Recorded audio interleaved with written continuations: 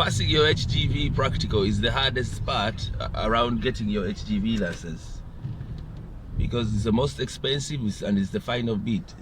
You have to do it in a lorry with someone seated next to you. In my day, I wish there was a YouTube channel that could have given me advice on how to pass the practical HGV test, because that was a huge challenge. You're faced with something that you're thinking, can it happen? Should I abort? Should I stop? Am I just making a loss?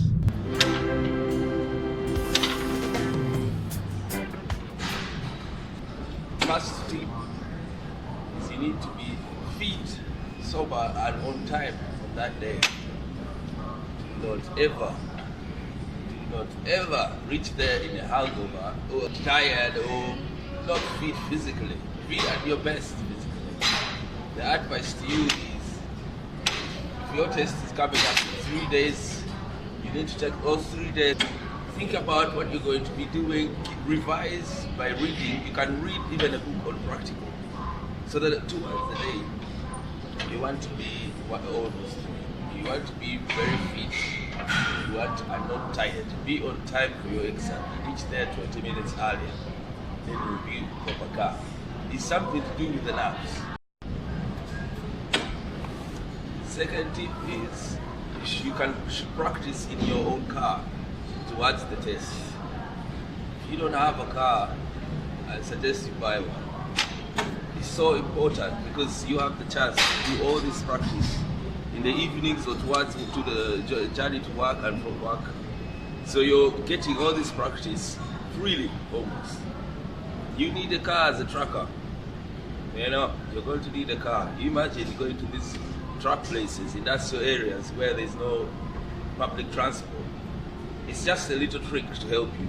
Yes, you can pass without your buying a car and having a car, but it's slightly easier if you have a car to use all the time, so you can read through and practice your exam. Yeah, turning like this with the mirrors.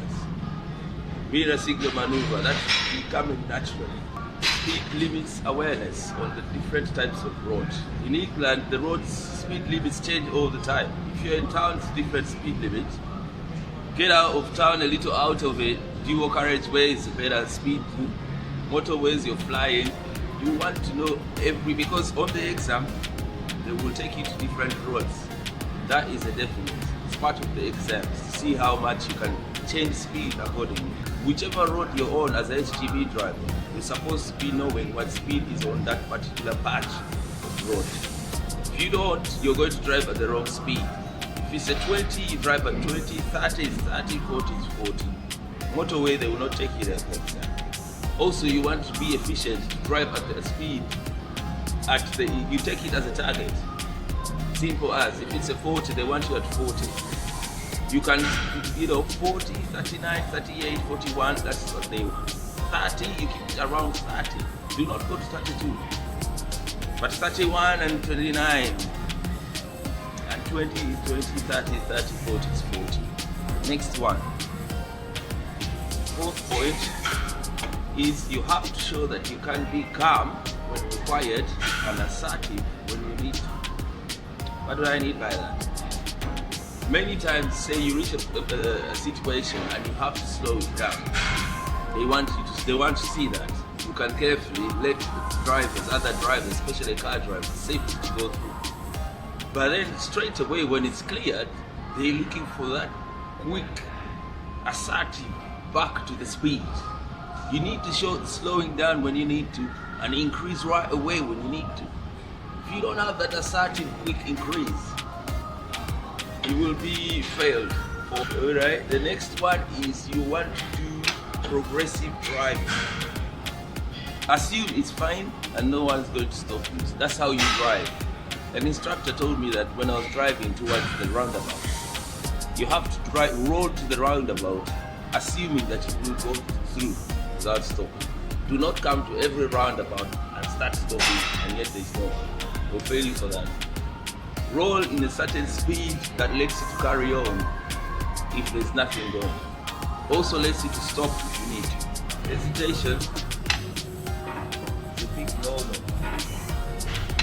It is so annoying because you don't understand it.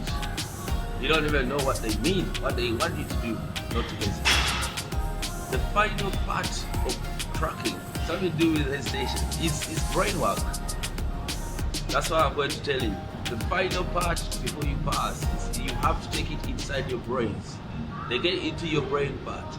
It's not about how you can turn and what speed and what war. That is finished. The last part is thinking. You need to think quickly. Am I the one in priority, or should I wait?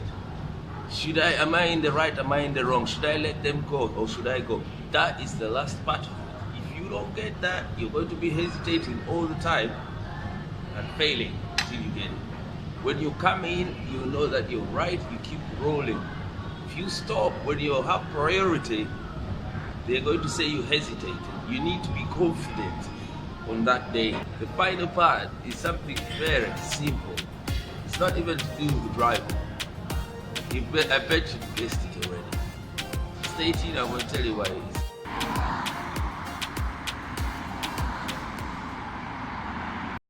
is. In my opinion, the final point is do not keep quiet while doing that exam and concentrate on the exam and driving. Do not do that.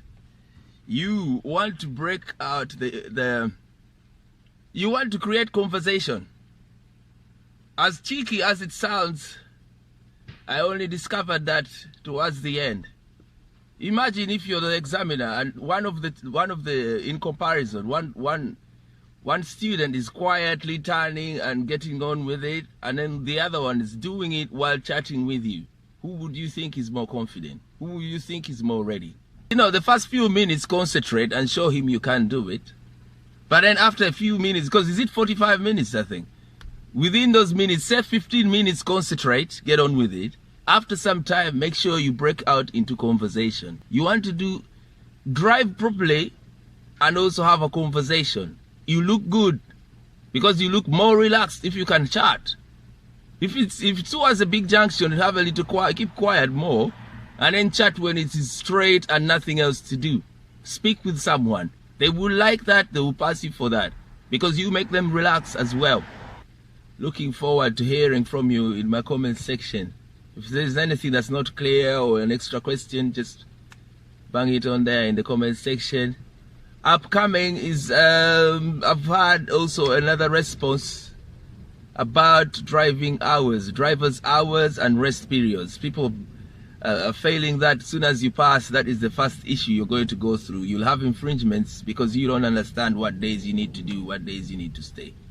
And okay, upcoming, may not be exactly this next one, but in upcoming videos, one of them should be about driver's hours and rest periods. Okay, stay safe, appreciate, love.